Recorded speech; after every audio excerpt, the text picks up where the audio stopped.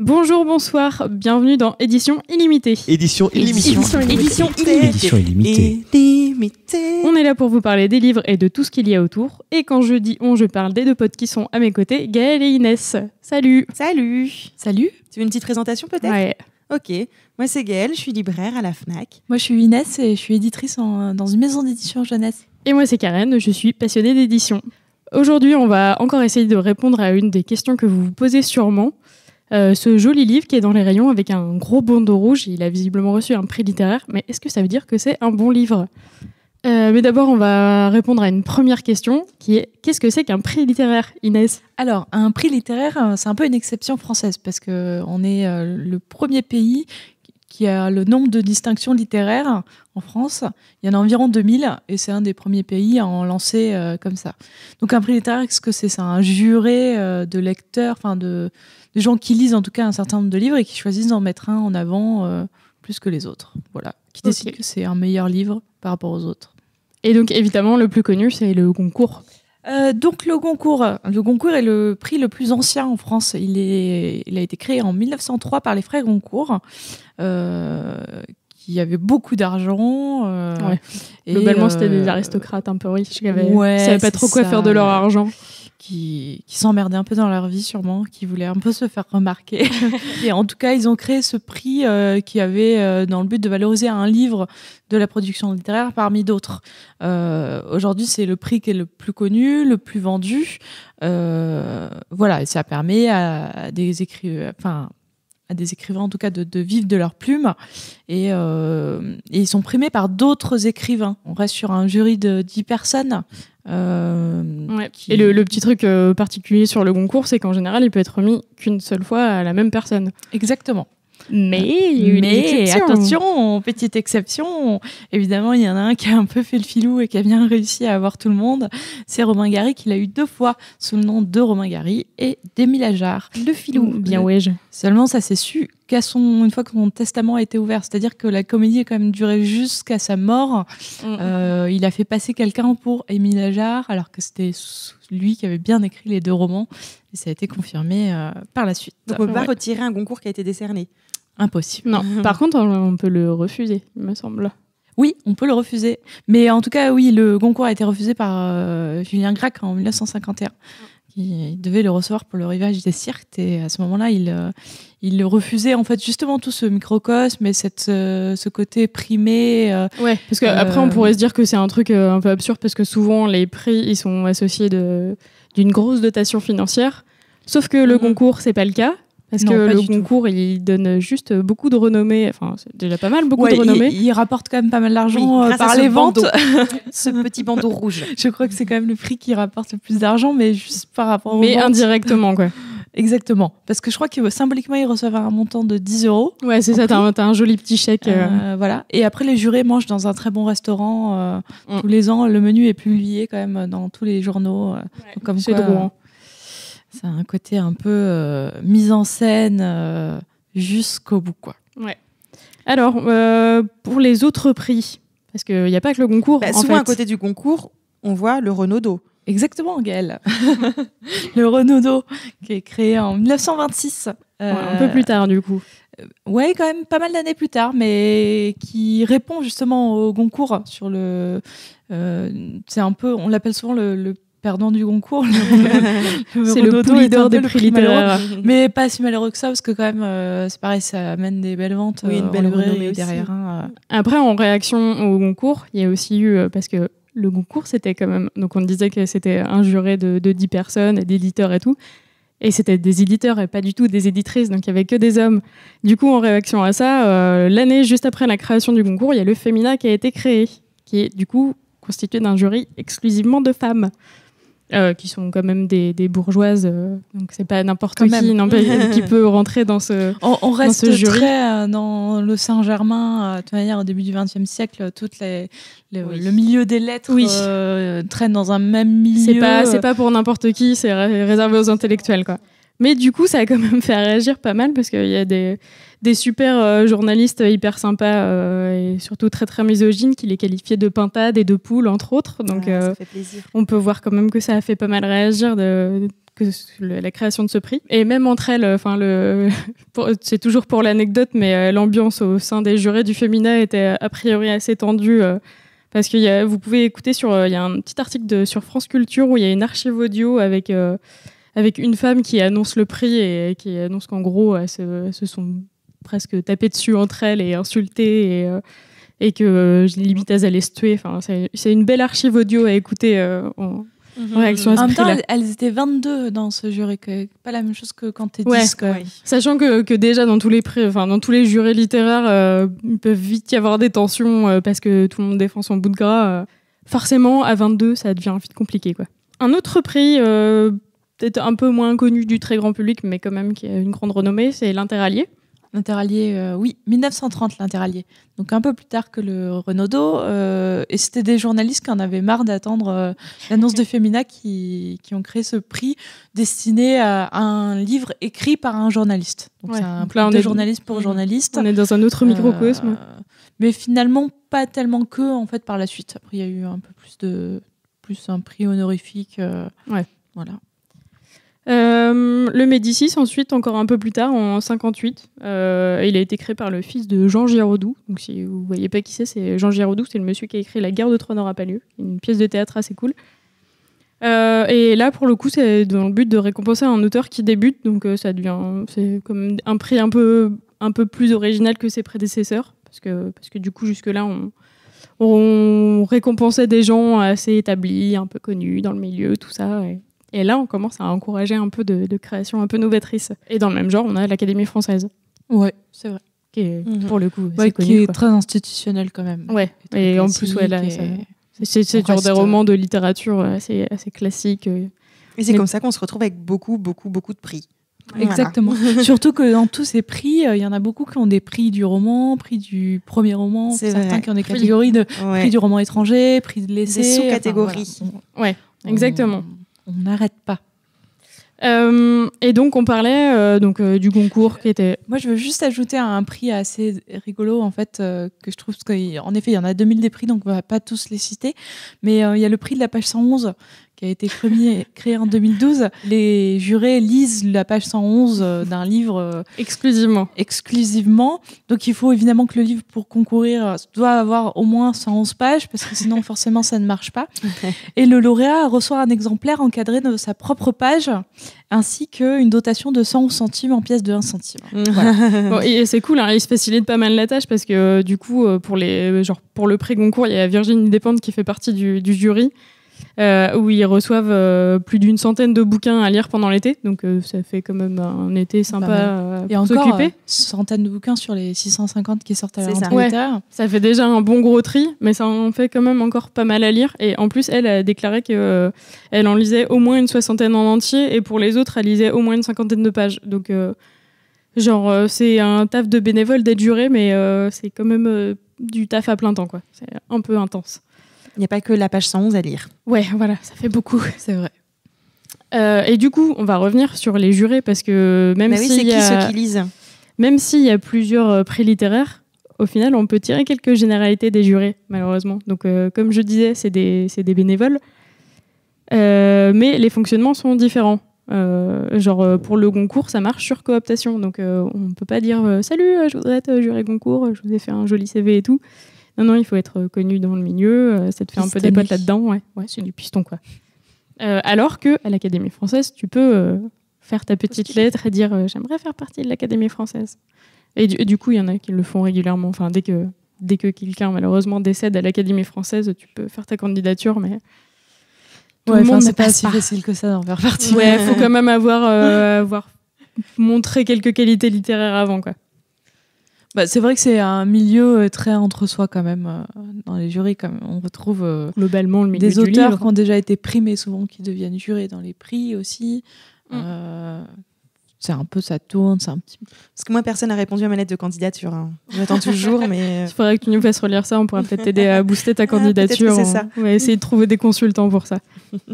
Mais cela dit, le problème, c'est peut-être que tu es un peu trop jeune. Parce que l'autre caractéristique de ces jurés, c'est qu'en général, ils sont assez vieux. La moyenne des jurys, donc des prix dont on vient de parler, C'est entre 65 et 70 ans. Donc avec du haut de tes jeunes 30 ans, Je vais il est attendre encore un peu peu, tôt. alors. Ouais. Mais cela dit, le Goncourt, ils ont établi quelques règles pour limiter ça. La première, c'est de limiter l'âge des personnes qui siègent actuellement à 80 ans. Donc c'est déjà pas très mal. Et du coup, depuis début 2000, on voit qu'il y a de plus en plus de jeunes. Donc il y a Virginie Despentes qui a rejoint les rangs du jury du Goncourt. Et ça fait un peu de sang frais, c'est pas plus mal, quoi. Et en plus, c'est une femme.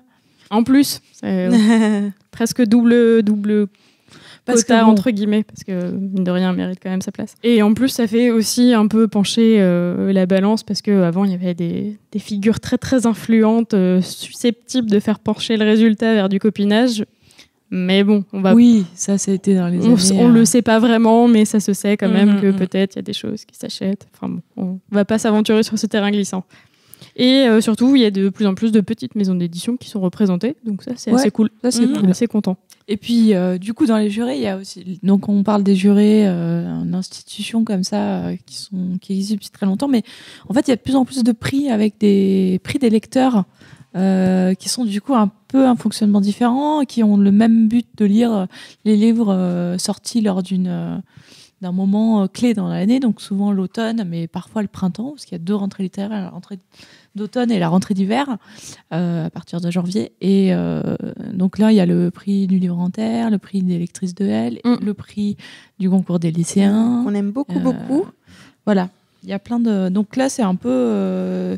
selon donc, les caractéristiques des uns et des autres, il y a plus ou moins de lecteurs. Le prix de concours des lycéens, il y a pas mal comme de jeunes qui participent en lien avec la FNAC. Ça a été créé. Ouais, non, c'est des prix assez cool du coup pour. Je trouve que ça implique un peu plus les gens et en général, ça ressemble peut-être un peu plus aux envies des lecteurs vu qu'il y a moins ce regard de gens qui connaissent le milieu. En fait, assez bizarrement, dans les livres primés, c'est beaucoup plus varié au niveau des maisons d'édition. Ouais. Et du coup, dans ces trucs, du coup, il y a le Grand Prix des lectrices duel. Évidemment que les lectrices qui vont décerner un prix, on sait que derrière, ce livre, il a de fortes chances de trouver son public facilement parce qu'il a déjà été ciblé par un public qui était lui-même ciblé. Donc c'est des prix auxquels on peut se fier assez facilement, quoi.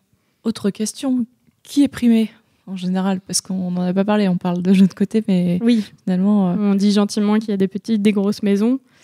Mais effectivement, comme tu l'évoquais au tout début, Inès, souvent c'est les mêmes grosses maisons qui reviennent, enfin en tout cas qui sont revenues pendant très très longtemps. Tout à fait. On a souvent donc Gallimard, qui est quand même une maison d'édition française très connue, avec sa collection blanche, tout ça, qui reçoit pas mal de prix, qui en a reçu pendant longtemps, ainsi que Grasset, qui est pareil, historiquement, est une maison littéraire. Grasset, si vous ne voyez pas, c'est les couvertures jaunes pas très jolies, nervurées, avec un titre en vert pâle. Mais depuis 25 ans environ, on voit évoluer, arriver dans les prix pas mal de petites maisons. Donc, après, petite maison, Actes Sud, on le considère plus tellement des comme petites une maisons petite compercées, maison. Quoi. Actes Sud a reçu plusieurs fois le concours ces dernières années, notamment cet automne avec Éric Vuillard et l'Ordre du jour. Et Actes Sud, qui c'est qui dirige? C'est notre chère ministre de la Culture, Madame Nyssen. Mais oui, exactement. C'est un coïncidence. Un peu rigolo quand même, la coïncidence de la nomination et du prix Goncourt. Ça ne veut pas dire qu'Actes Sud fait pas de bons livres, mais quand même, ça tombe hyper bien. Après, c'est vrai qu'il y a le Seuil, qui en a reçu pendant des années, un peu moins ces derniers temps. On entend moins parler du Seuil comme... Ouais, c'est pour ça qu'on parlait de Galligraseuil. Après, il y a eu Zulma, qui a reçu plutôt des plus petits prix, mais qui en a reçu quand même. POL, qui en a pas mal, mais plutôt des prix des lecteurs en général. Ouais. Enfin voilà, il y a plein de petites maisons qui arrivent. Ouais. En tout cas, qui s'en sortent et qui se font remarquer. Et pour revenir, on va encore aller taper un peu dans l'anecdote. Ce qui est rigolo, c'est que, le Goncourt, ils ont raté Céline. Du coup, putain, j'ai plus le titre. Ah, tu parles de Voyage au bout de la nuit? Oui, c'est ça, Voyage au bout de la nuit. C'est pas que j'en connaisse tellement de Céline, pourtant. Mais du coup, il a pas eu le Goncourt. Et le Renaudot a joué son super rôle, comme on l'a annoncé au début. Ils lui ont remis son prix en 1932. Et le Goncourt, bien qu'il ait commencé en 1903, le premier vraiment connu, c'est Proust. Pour le coup, il a quand même bien laissé sa trace. Donc on a oublié tous ceux d'avant. Ouais, vraiment que dalle, quoi. Et ce qui est un peu triste, c'est que la première femme, c'était en 1944. C'était Elsa Triolet pour Rosa Credi, il me semble.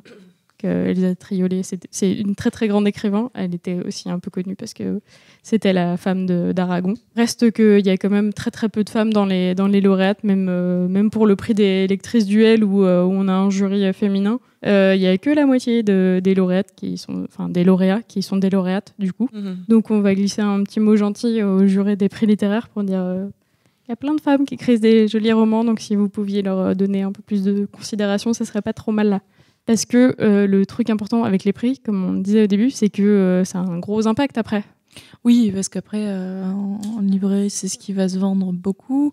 Ça fait ressortir sur le lot, parce que sur les 650 de la rentrée littéraire en automne, on a quand même une quinzaine qui sont primés, du coup, qui permettent d'avoir des articles de presse et une mise en avant. Du coup, on a toute la première vague au mois de septembre de gens qui viennent demander ce fameux prix littéraire, le dernier Goncourt. Même si le prix n'est pas encore sorti, il y a des premières sélections dès le début assez tôt. Non, puis c'est surtout qu'après, on a la deuxième vague juste avant Noël.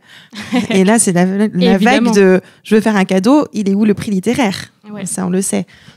Parce que oui, on pourrait croire qu'on se perd dans les prix, mais en vrai, il y a les 4-5 qui ressortent et que forcément les gens demandent et qui créent une grosse émulation dans les médias. Et c'est vraiment le people des prix littéraires, quoi. Mais c'est ça, c'est une habitude. C'est je sais pas quoi offrir, je prends le prix Goncourt. Parce que maintenant, effectivement, l'image est un gage de qualité. Oui, parce qu'il y a des gens qui achètent un livre dans l'année et ça va être le Goncourt aussi. C'est ça. Assez bizarrement, alors qu'en fait, c'est complètement varié. Oui, c'est ça. C'est souvent des non-lecteurs qui demandent ces fameux prix les plus connus, alors que les vrais lecteurs nous demandent plus de conseils et plus de lequel prix est le mieux. Ouais, parce que justement, la question qu'on a posée au départ, c'est est-ce que c'est un bon livre ? Et au final, le Goncourt, même le jury l'a avoué, c'est qu'ils essayent de faire un équilibre entre il faut que ce soit un livre populaire, donc qui a déjà commencé à marcher pendant la rentrée littéraire. Et en même temps, il faut que ça soit un truc de qualité, parce que si on promeut un truc qui est un peu nulos, ça va décrédibiliser le prix, quoi. Donc c'est un peu compliqué pour eux de faire l'équilibre entre il faut que ce soit un livre qui va marcher et en même temps il faut qu'il soit suffisamment bon. Bon, il y en a. Après, on a tous nos petits chouchous de toute façon parmi les prix littéraires, peu importe. Nous, on s'entend sur un des prix qui est le Goncourt des lycéens. C'est vrai. Voilà. En général, on est assez d'accord. Parce qu'on a une âme assez jeune. Non, on peut pas dire ça. Je suis pas d'accord. Remettons à sa juste place ce prix qui c'est pas parce que c'est remis par des jeunes que c'est plus facile à lire et. Ah non, absolument pas. Ah non, c'est vraiment le prix qu'on aime. Je pense qu'ils ont bon goût. Ah, voilà. Tout à fait. Ils ont oui, tout à fait. Parce que mine de rien, je pense que quand t'es lycéen et tout, t'es beaucoup plus instinctif dans ta lecture. C'est vrai. Et du coup, tu dois vraiment te poser la question. Ce prix, souvent, on remet à sa place par ça, sur le fait qu'il soit remis par des jeunes qui n'y connaissent rien. Enfin, dans un sens, je mets des gros guillemets avec mes doigts que vous ne voyez absolument pas quand je dis ça, mais il y a un côté où il est un peu décrié. On reparlera une autre fois de la littérature ado, mais justement, c'est un peu dommage parce que c'est des fois des choix qui sont super. C'est quand même des lecteurs de qualité, quoi. Enfin, exactement. Des gens mais on peut en citer. Il y a eu le 4e mur de Serge Chalandon. Il y a le Club des incorrigibles optimistes de Guénassia. Qui est super. Ouais. Très très bien. Il y a eu Petit Pays l'an dernier de Gaël Faye. Et toi, tu as lu le dernier, Inès ? Ah oui, le Alice Zéniter, L'art de perdre, qui était un superbe roman. Donc vous l'aurez compris, on vous recommande très. Si on devait vous recommander un prix, ce serait le Goncourt des lycéens. Tout à fait. Et les chiffres de vente ne nous feront pas mentir, parce que depuis pas très très longtemps, le Goncourt des lycéens en chiffre de vente, il a quasiment rattrapé le Goncourt. Tout à fait. On a des chiffres moyens de vente de ce que le fait de mettre un gros bandeau sur ce livre apporte. Le Goncourt, c'est en moyenne plus 430 000 exemplaires, et le Goncourt des lycéens, c'est environ 395 000. Donc on est vraiment à touche-touche, quoi. Et derrière, le Renaudot, il est à 200 000, Femina, 150 000. Enfin, bref, c'est des gros chiffres comme ça, parce qu'il y a quand même eu des petites exceptions. Il y a eu des années où le Renaudot, il a fait encore mieux, et c'était l'année où il y a eu Pénac avec Chagrin d'école. Oui, ça, moi aussi, j'en suis trop contente. Parce qu'il y a eu polémique à ce moment-là. Pénac n'était pas du tout sur la liste du Renaudot, et en tout cas, n'était pas du tout prévu pour faire partie du Renaudot, des listes des prix, etc. Et en fait, est sorti, et tout de suite, il a été primé. à la place d'un autre auteur qui a complètement décrié tout, qui était sur plusieurs listes, mais je me souviens plus son nom, mais je me souviens de l'anecdote. Comme quoi, Pénac méritait beaucoup plus. Il s'est retiré de toutes les autres listes pour lesquelles il était primé parce qu'il a été dégoûté de ne pas avoir reçu le Renaudot. Ah, il a boudé. Ouais, il a un peu boudé, ouais. C'est un milieu où on peut bouder aussi en même temps. C'est des artistes. On a le droit de faire des caprices. Mais du coup, en tout cas, il y avait eu un sacré coup médiatique là-dessus et ça a très bien joué pour les ventes pour Gallimard encore. Ouais. Et pour Pénac. Moi, je m'en réjouirais jamais assez. Ce qui est très drôle avec les gens qui se ruent sur le Goncourt pour le cadeau, c'est que souvent, ils connaissent pas le contenu. Et ils le demandent pas. Ils disent juste, je veux le dernier Goncourt. Alors, quand c'était Leila Slimani avec une chanson douce qu'il avait eue, quand c'était le petit cadeau pour mamie, je voudrais un petit livre sympa, je vais prendre le Goncourt. C'est-à-dire que l'histoire n'est pas joyeuse du tout. Ça parle de quoi, chanson douce? Tu peux raconter un petit peu? C'est du meurtre. Voilà, une bonne histoire de meurtre. C'est très joyeux pour un petit cadeau pour mamie. Comme le titre ne l'indique pas du tout. C'est vrai. Donc c'est important quand même de s'adresser au libraire pour connaître un petit peu le contenu. Du coup, voilà, genre même si les prix, ça a l'air assez cool et que ça met très très bien en avant les livres, il y a un moment où les libraires, ils sont aussi là pour vous aider. C'est ça. Et ça peut être judicieux de leur poser la question de quoi parle ce livre et est-ce que celui-là, je peux l'offrir à mamie? Et voilà, tout à fait. Oui. Et de manière générale, quand vous voulez faire un cadeau et que vous voulez offrir un livre et que vous ne savez pas quoi offrir, le libraire sera votre meilleur ami ou c'est ou beau au moins ce que tu dis, taper sur un truc que vous avez lu, quoi, parce que sinon ça... De toute manière, la notion de bon livre, chacun a des choses différentes. Ouais, c'est totalement subjectif. Un prix, c'est difficilement complètement l'unanimité. Ça ne peut pas plaire à tout le monde. Vous savez maintenant tout ce qui se cache derrière les prix littéraires et leurs gros bandeaux rouges. Pour finir, les filles, est-ce que vous avez une actu chaude autour du livre? Inès lève la main en premier. Alors moi j'ai lu Livre Hebdo, qui est un peu le magazine des professionnels des métiers du livre, cet après-midi, qui datait d'il y a 15 jours, mais c'est pas grave. Et je me suis aperçue que Sarbacane, donc éditeur jeunesse, de livres jeunesse, BD, romans, sortait des livres de sa collection Exprime en point. Ça c'est chouette. De poche. Et je trouve ça super chouette en fait. Point, du coup, c'est un éditeur de poche assez cool. Ouais. Et du coup, qu'est-ce que ça veut dire ça pour les lecteurs? Oui, adulte, mais en même temps, Exprime, c'est une collection qui se dit ado-adulte et du coup qui permet. Du coup, le passage en poche, c'est souvent des plus grands tirages et une mise en avant qui est différente. Mais ça va nous permettre de toucher un public plus large, surtout. Des titres que. Exactement. Voilà. Qui sont super chouettes. Parce qu'il y a des beaux titres quand même chez Sarbacane. Exprime. Oui, tout à fait. Il y en avait un qu'on aime beaucoup, c'est Dysfonctionnel. Oui. Mais est-ce qu'il en fait partie de la liste? Non, il ne fait pas partie de la liste. Bon, tant pis, il y en aura d'autres. Non, il y a Songe à la douceur de Clémentine Beauvais, il y a un roman de Benoît Vinville et il y a Dans le désordre de Marion Brunet qui sort. C'est les 3 premiers. Mais c'est un premier pas, c'est assez chouette, je trouve. Mais il y avait déjà Folio qui avait commencé à faire ça, en plus à éditer des livres dans la collection adulte, poche adulte. Et ça nous permet d'en conseiller beaucoup plus à des adultes, justement. Oui, parce qu'il y a plein d'adultes qui se diraient « Oh, mais ça, c'est au rayon ado, c'est bizarre, alors, le problème, c'est quand on conseille le tome 1 qui. d'une série, comme par exemple La Passe Miroir, que j'ai beaucoup conseillé, et qu'on leur dit en fait, la suite, vous allez trouver au rayon jeunesse. Des fois, ils font pas la même tête. Genre, mais c'était de la jeunesse avant, je ne savais pas. Mais c'est bien, ça permet de toucher un public plus large. Ça, c'est une chouette nouvelle. Nous, on vous le dit, même si c'est au rayon ado, ça ne veut pas dire que c'est fait que pour des jeunes prépubères de 12 ans qui vont lire de la romance un peu nulle. En vrai, il y a des très très bons romans en ado et la preuve en est qu'ils sont érigés après dans les collections adultes. Donc, donc ça vaut le coup d'y jeter un œil. Ouais. On va s'arrêter là. Merci de nous avoir écoutés. Si vous avez des questions ou des remarques sur ce sujet, d'autres sujets à nous proposer ou simplement des gentils messages à nous envoyer, n'hésitez pas à nous contacter sur Twitter ou sur Facebook. Vous pouvez aussi nous laisser des étoiles par milliers ou par poignées de 5 sur Apple Podcast. Mais ne partez pas tout de suite parce que l'épisode n'est pas terminé, parce que c'est vous qui en écrivez la fin. Donc on vous laisse avec l'épilogue. Merci encore et à la prochaine. Salut. Salut. Le bouquin que j'ai lu qui m'a le plus marqué, c'est Le Poney Rouge de Steinbeck, parce que le poney il meurt dedans et il fallait que je vienne manger. Et du coup j'ai chialé pendant tout le repas parce que je me remettais pas de la mort du poney. C'est horrible. Je ris. Il faut pas. Ma position préférée pour lire, c'est alors les positions les plus inconfortables possibles où tu finis systématiquement par avoir des fourmis quelque part. C'est le critère numéro 1. Mon genre de livre préféré. Je crois qu'il n'y en a pas. Ça dépend. C'est plus la couverture qui me plaît ou un machin comme ça. Mes livres. Alors, dans la bibliothèque de la maison familiale, je l'ai tous rangés par édition.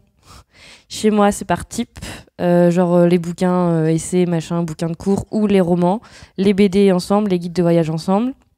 Comment je traite mes livres? Alors généralement plutôt bien, parce que j'aime pas quand ils sont abîmés. Et en même temps, il y a un livre que j'ai énormément abîmé, mais c'est pas ma faute. C'est un livre qui était à ma maman, et je l'ai ouvert, et il a littéralement commencé à se décoller entre mes mains. Donc il y a des paquets de 20 pages, et à chaque fois, c'est de les remettre dans l'ordre quand j'ai fini d'ouvrir le bouquin, parce que c'est un peu un livre puzzle, quoi. Le dernier livre que j'ai acheté, alors c'est pas le dernier, parce que l'histoire elle est classe, c'est l'avant-dernier. C'est le bouquin des chroniques de Xavier Mauduit dans 28 minutes au salon du livre. Et je lui dis, vous savez que mon professeur d'histoire en prépa, vous le connaissez. Et du coup on a commencé à parler de mon prof en prépa. Et après on lui avait proposé de participer à Sous les jupons de l'histoire, qui était l'émission sur laquelle je travaillais, à Xavier Mauduit. Donc il dit ah oui, c'est trop bien. Et donc il m'a fait une super dédicace où il m'a dessiné un petit Napoléon, et dans la dédicace il fait référence à mon prof d'histoire et à l'émission sur laquelle je bosse. Voilà. Mon moment préféré pour lire, c'est quand j'ai envie de lire. Si j'étais un livre, qu'est-ce que je serais? Ah si, les livres où quand tu les ouvres, ça fait des images en 3D qui sortent, parce que c'est quand même trop la classe. Je m'appelle Camille, j'ai 25 ans et j'ai un bleu sur le pied gauche parce que j'ai des couvertures partout d'avoir déménagé. Voilà. C'était édition illimitée.